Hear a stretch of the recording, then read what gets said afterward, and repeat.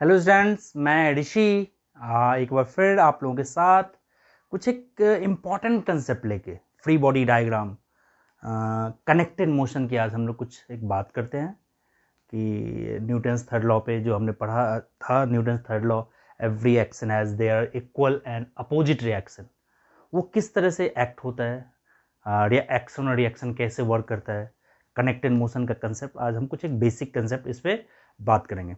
तो फटाफट कॉपी निकालिए और जुड़ते हैं हम लोग एक नए topic, connected motion. Connected motion करने से पहले एक चीज तो और समझे आप पहले कि न्यूटन्स का थर्ड लॉ क्या था।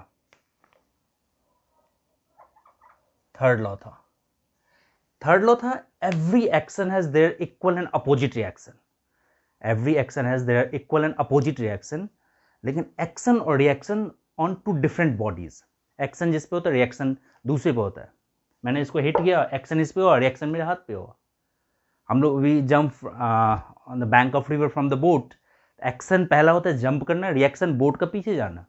हम चल रहे हैं, ये भी एक्शन और रिएक्शन है, Newton third law of motion है।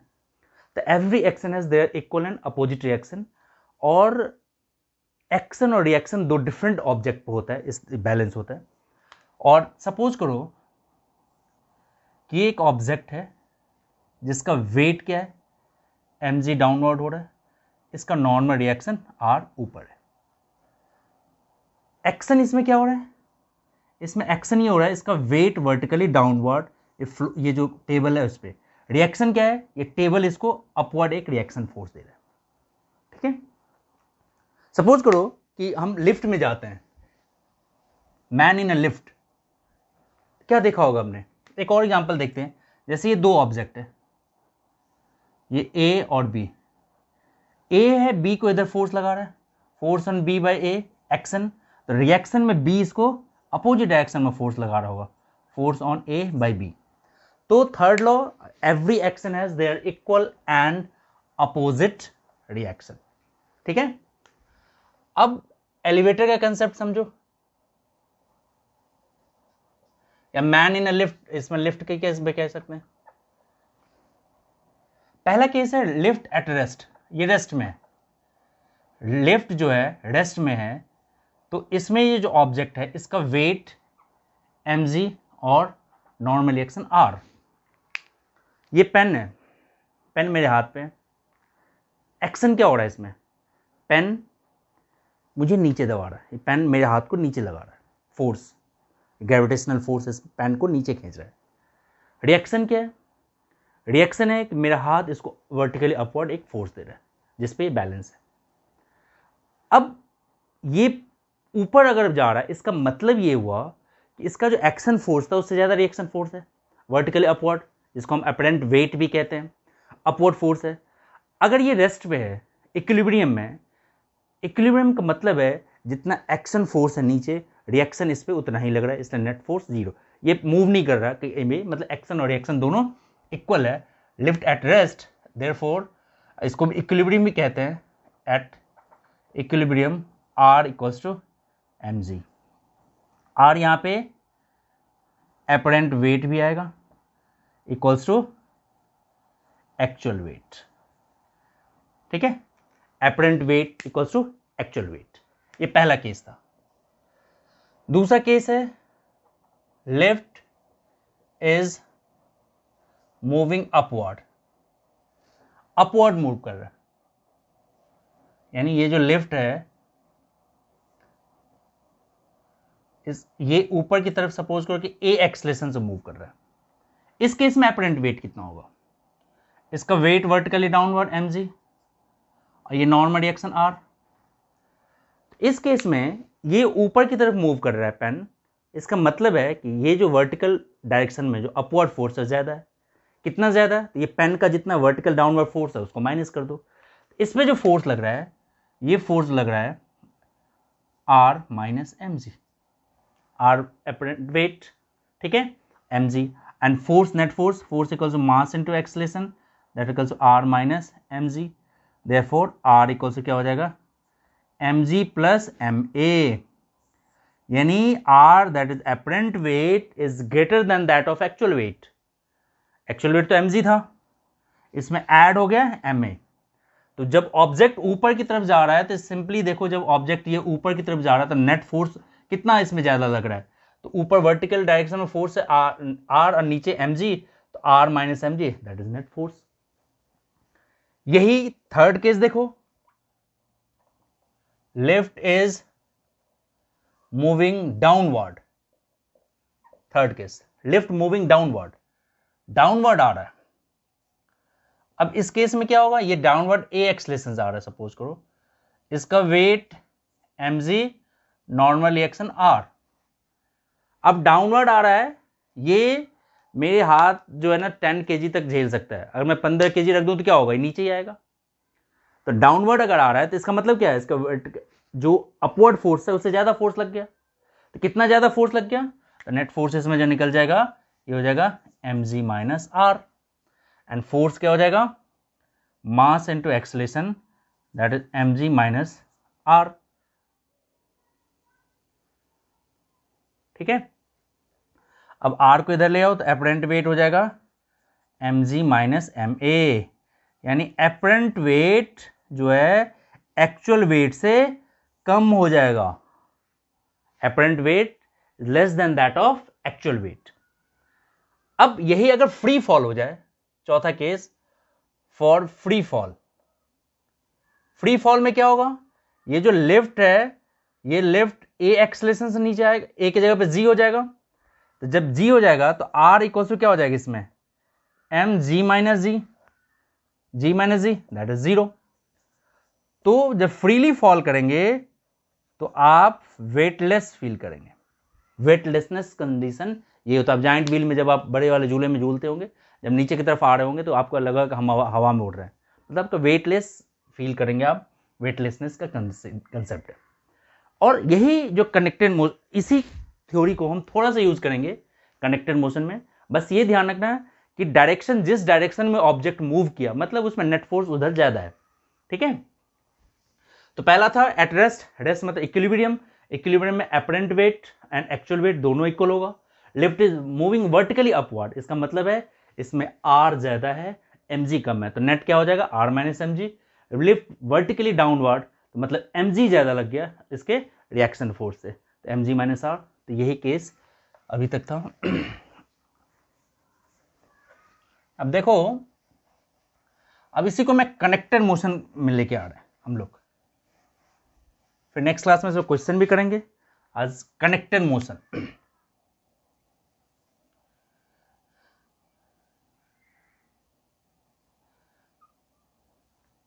सपोज करो कि दो ऑब्जेक्ट है, m1 और ये m2, और ये एक पुली से कनेक्टेड है। ये एक पुली है, इससे ये कनेक्टेड है, और tension thread always towards the centre. और ये m2 is greater than m1, और ये नीचे की तरफ मूव कर रहा है ए एक्सेलरेशन से, तो ये वर्टिकली क्या आ जाएगा, ये जाएगा ऊपर। एक ही थ्रेड से कनेक्टेड है, तो ये जितने वेलोसिटी एक्सेलरेशन ऊपर जाएगा उतने वेलोसिटी से नीचे आएगा। और tension always towards the centre, ये जो टेंशन मतलब थ्रेड में जो फोर्स लग रहा है ऑलवेज टुवर्ड्स द सेंटर। तो फॉर मास m2 के लिए देखो, m2 is greater than m1, इसका वेट m2g नीचे आ रहा है,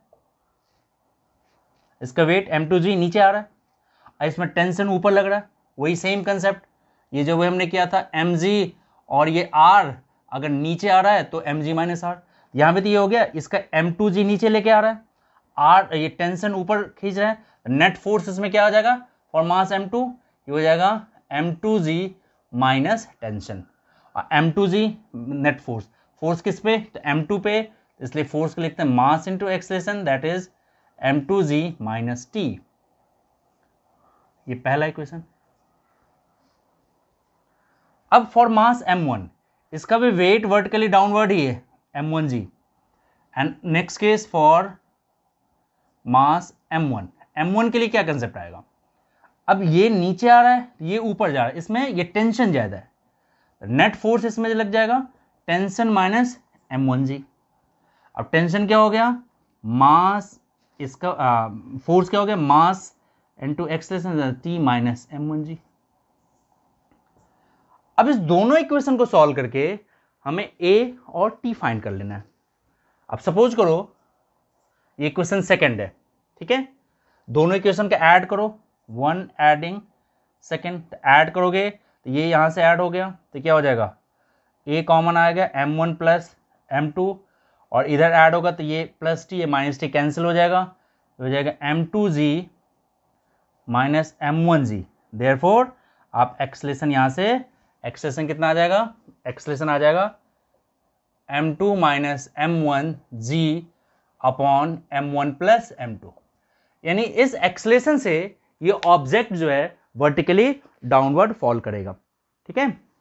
अब यही एक्सेलरेशन जब यहां पुट करो या यहां पुट करो, इससे आपका क्या फाइंड आउट हो जाएगा, इससे आपका फाइंड आउट हो जाएगा टेंशन। इस थ्रेड में टेंशन कितना लग रहा है वो इसमें फाइंड आउट हो जाएगा। टेंशन किसी भी इक्वेशन पुट कर दो, यहां पुट कर दो या यहां पुट करो, टेंशन जब सॉल्व करोगे तो आ जाएगा 2m1 m2g upon m1 plus m2 into g, ठीक है। ये हमने सॉल्व किया।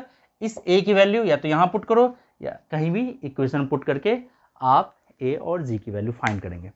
तो कनेक्टेड मोशन इस कंसेप्ट पे हमारा यूज होता है। एक और देखो एग्जांपल,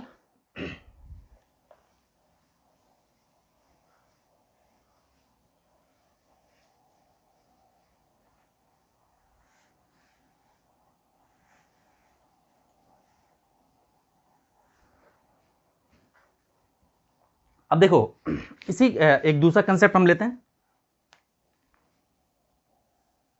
अभी हम फ्रिक्शन की बात नहीं कर रहे, फ्रिक्शन हम करेंगे दूसरे विद फ्रिक्शनलेस है, फ्रिक्शनलेस है सरफेस, इस पर कोई भी फ्रिक्शन नहीं है।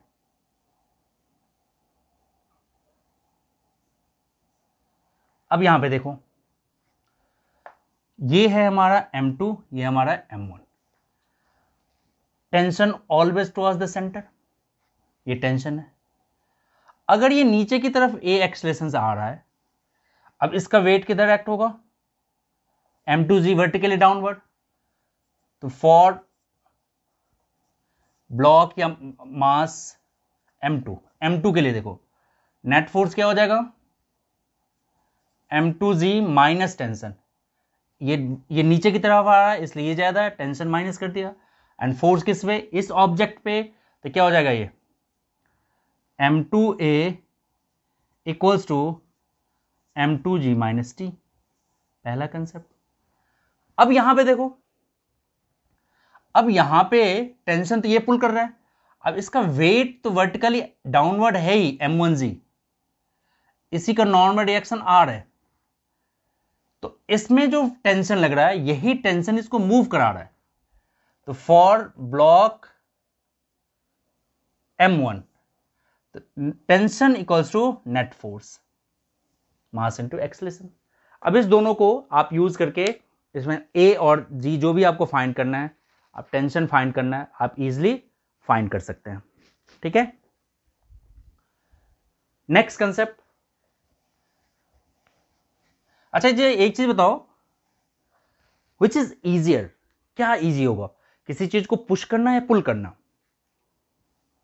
पुश और पुल। देखो एक चीज,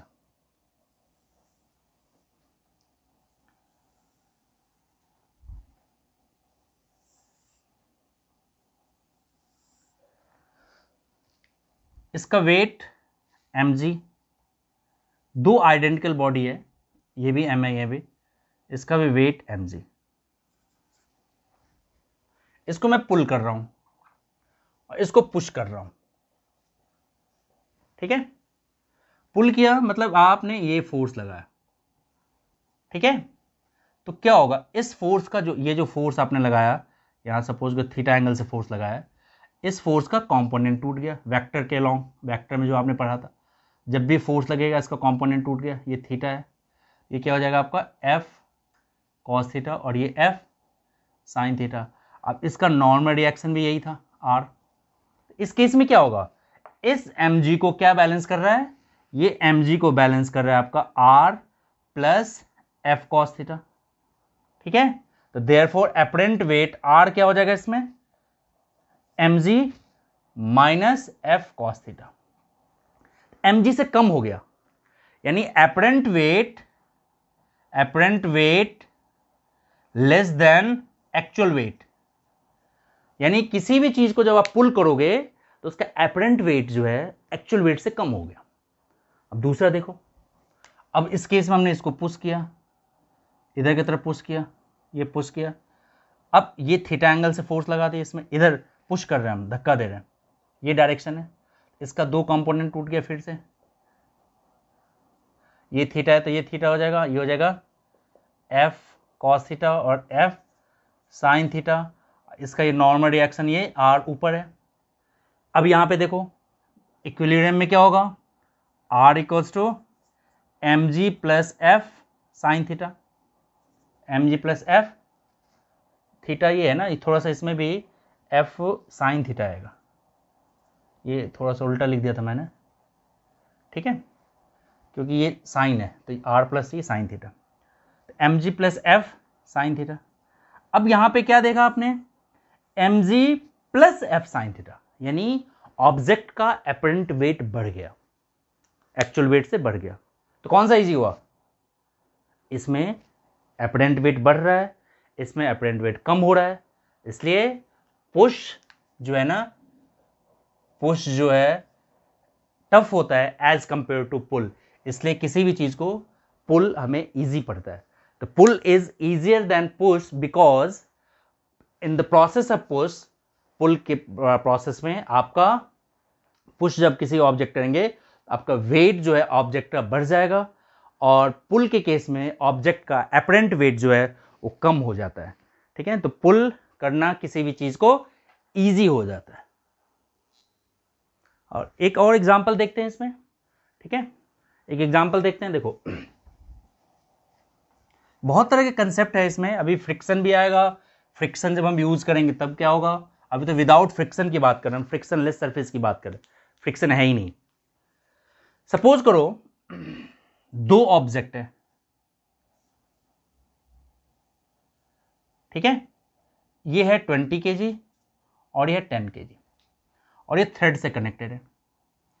अब यहां पे हमने 600 न्यूटन का फोर्स लगा दिया, एनसीईआरटी में भी इस तरह के क्वेश्चन है, ठीक है, ये 10 kg का ऑब्जेक्ट है और ये 20 kg का ऑब्जेक्ट है, तो इसमें टेंशन कितना लगा, tension always towards the centre, ये टी फाइंड करना है, ठीक है, तो जब आप पहले ये जब मूव करेगा तो इसमें तो एक्सलेशन क्या होगा, acceleration equals to m a, m तो 2 है तो 20 plus 10 into a equals to 600, therefore acceleration क्या हो गया 600/30, that is 20 metre per second square, ये एक्सलेशन है। अब हमें फाइंड करना है टेंशन।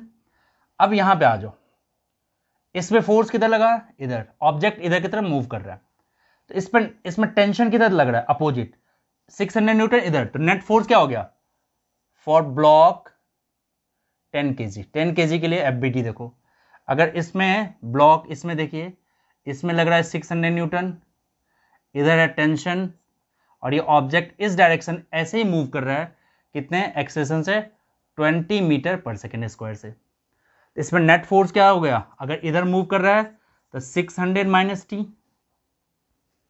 और ये किस ब्लॉक पे फोर्स बात कर रहे हैं हम, 10 वाले पे, तो क्या हो जाएगा 10 into a that is equal to 600 minus t, तो इस केस में जब ए हमारे पास आ चुका है 20, तो 20 200, देयरफॉर टेंशन इक्वल्स टू ये इधर जाएगा माइनस हो गए, तो हो जाएगा 400 न्यूटन। तो जब आप इस यहां से फोर्स लगाएंगे तो इस पे जो नेट टेंशन होगा थ्रेड में वो आ जाएगा 400 न्यूटन।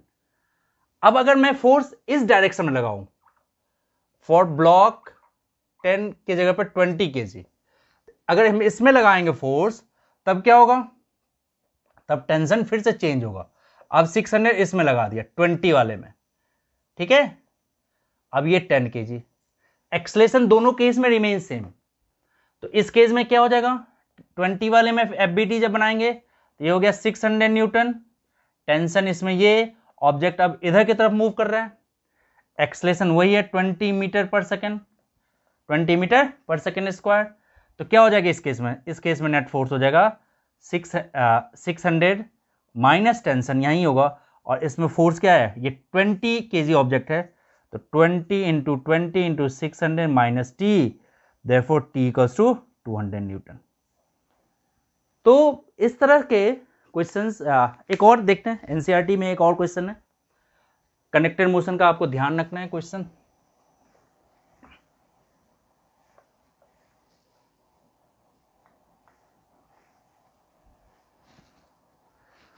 एनसीईआरटी में क्वेश्चन है, एक थ्रेड है, ये रस्सी पे एक मंकी मूव कर रहा है,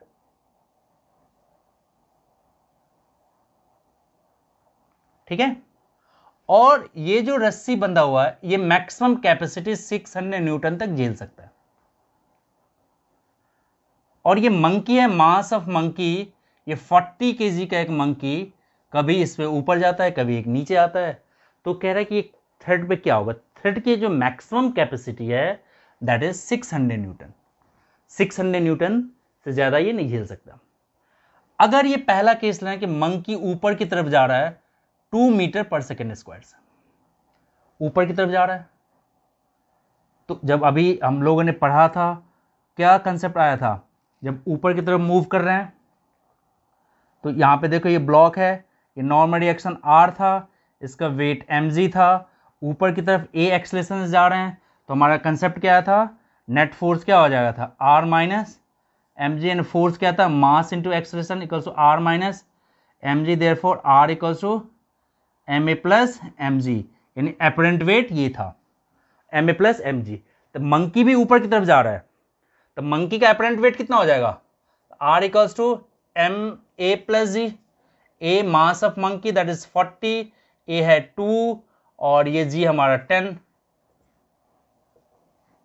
ठीक है, तो g को 10 ले लिया तो 12, ठीक है, तो ये हो गया 480 न्यूटन, यानी उस केस में टेंशन 480 न्यूटन लगेगा। इसी में एक केस दिया हुआ है, अब इसके मैक्सिमम 600 है इसलिए बच जाएगा। तो अगर ये दिया हुआ कांस्टेंट वेलोसिटी से ऊपर जा रहा है, तो कांस्टेंट वेलोसिटी से जब जा रहा है तो एक्सेलरेशन उस केस में क्या हो जाएगा, जीरो हो जाएगा, तो एक्सेलरेशन जीरो हो गया तो उस केस में एपरेंट वेट क्या हो जाएगा, mg के इक्वल हो जाएगा। तो एक है कि जब नीचे की तरफ आ रहा है कुछ एक्सेलरेशन से, जब नीचे की तरफ एक्सेलरेशन से आएगा तो उस केस में क्या हो जाएगा, तो जब हमने मैन इन लिफ्ट का कंसेप्ट पढ़ा था वही वाला फिर से हम कंसेप्ट लगाएंगे, ठीक है। तो एक ही एनसीईआरटी में इस तरह के क्वेश्चंस हैं। एक और देखो, एक और कंसेप्ट है,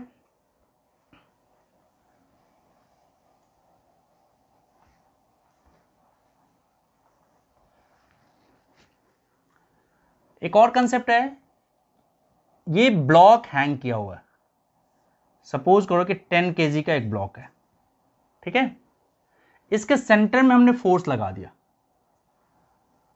ठीक है, सेंटर में हमने यहां पे फोर्स लगा दिया, सेंटर में फोर्स लगाओगे तो ये जो एक्चुअल सिचुएशन था, ये एक्चुअल सिचुएशन आपका ये था, जब फोर्स यहां से हम लगा देंगे तो सिचुएशन इस तरह से हो जाएगा, ये ऐसे बन जाएगा, ठीक है, ये अब हमें ये टेंशन निकालना है, ये टेंशन इन द थ्रेड। अब यहां पे देखो, ये जब ये एंगल से मूव कर गया, अब जो भी एंगल है अगर हम इसको थीटा लेते हैं तो इसका कंपोनेंट तोड़ देते हैं, ये और ये थीटा है तो हमारा ये थीटा हो जाएगा, ये थीटा हो जाएगा तो टी कॉस थीटा, ठीक है, और ये यहाँ पे हमने ये सपोज के 50 न्यूटन लगाया है तो 50 न्यूटन, और ये हो जाएगा आपका टी साइन थीटा, इसका वेट वर्टिकली डाउनवर्ड। तो इक्विलिब्रियम में आने के लिए क्या होगा, इस टी कॉस थीटा को बैलेंस कर देगा ये mg, m है 10 तो 100 हो जाएगा। अब ऐसे ही टी साइन थीटा को बैलेंस कौन करेगा, ये 50। ये इस तरह से दो क्वेश्चंस हमारा मतलब इस तरह के क्वेश्चंस है जो आप इजीली सॉल्व कर सकते हैं। एक और क्वेश्चन हम देखते हैं, इसी कनेक्टेड मोशन का ही है कंसेप्ट, वो भी इंक्लाइंड प्लेन से थोड़ा सा रिलेटेड है। अभी हम फ्रिक्शन को इग्नोर करके चल रहे हैं, अगर फ्रिक्शन आ जाएगा तो फिर थोड़ा सा फोर्स का कंसेप्ट चेंज होगा, अभी फ्रिक्शन हम इग्नोर करके चल रहे हैं, ठीक है। अब देखो एक ऑब्जेक्ट यहां पे रखा हुआ,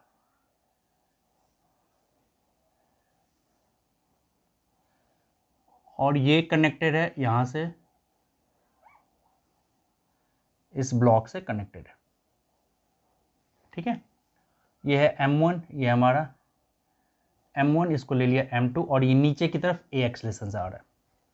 तो पहला तो कंसेप्ट आपको पता ही है, ये tension always towards the centre, और ये इसका क्या हो जाएगा M2G। तो फॉर ब्लॉक M2 इसके लिए क्या होगा, नीचे की तरफ आ रहा है तो नेट फोर्स हो जाएगा M2G माइनस टेंशन, और फोर्स क्या हो जाएगा, इसका मास M2 है, M2A equals to M2G minus tension.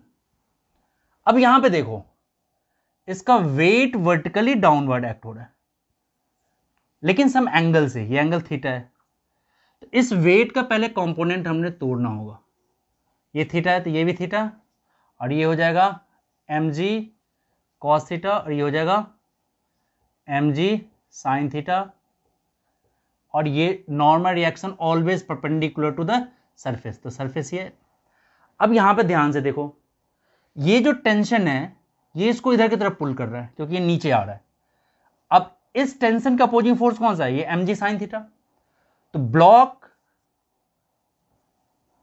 Block M1 में क्या हो जाएगा, नेट फोर्स हो जाएगा T minus mg sin theta, और फोर्स क्या हो गया, मास इंटू एक्सलेशन, तो ma इक्वल्स टू M1 है ना, तो M1g हो जाएगा T minus M1g sin theta. अब ये थीटा गिवन होगा, उसके अकॉर्डिंगली हम दो इक्वेशन बन गया, दोनों इक्वेशन को सॉल्व करेंगे। लेकिन अभी हम यहाँ पे फ्रिक्शन इग्नोर करके चल रहे हैं, जब फ्रिक्शन आएगा तो फिर ये कंसेप्ट चेंज होगा, ठीक है। तो ये इस तरह का कुछ एक बेसिक कंसेप्ट है जिसको आप दोबारा प्रैक्टिस कीजिए, और नेक्स्ट वीडियो में हम इसी को कंटिन्यू करेंगे और उसमें हम फ्रिक्शन इंट्रोड्यूस करेंगे। जब फ्रिक्शन आने के बाद फिर ये इक्वेशन क्या होगा, और फिर उस पर बेस्ड क्वेश्चन हम लोग नेक्स्ट वीडियो में करेंगे। अब तब तक आप इसको अच्छे से प्रैक्टिस कर लीजिए। Okay, bye.